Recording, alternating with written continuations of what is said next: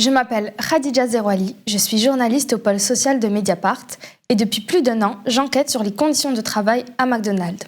Et je ne suis pas la première à Mediapart à m'intéresser à McDonald's puisque c'est le premier employeur en France avec plus de 75 000 salariés. Il y a uniquement en France plus de 1490 restaurants, des dizaines de burgers, un chiffre d'affaires qui va jusqu'à 5 milliards d'euros uniquement pour la filiale française. Des cadeaux bleus pour les petits garçons, roses pour les petites filles, mais aussi des dizaines, voire des centaines de témoignages de travailleuses qui ont subi du harcèlement, des violences sexistes et sexuelles, voire des agressions sur leur lieu de travail.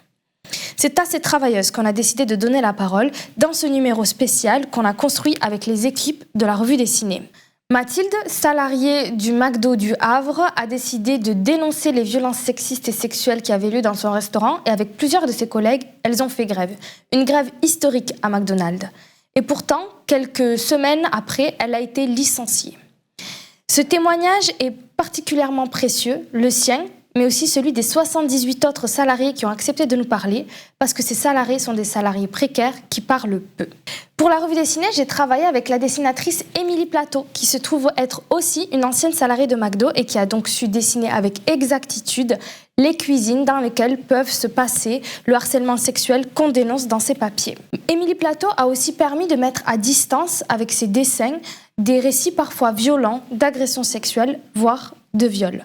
Une parole qu'on a recueillie avec Street Press et qu'on a illustrée avec la revue dessinée. Vous pouvez retrouver cette BD dans toutes les librairies et aussi sur le site de la revue dessinée.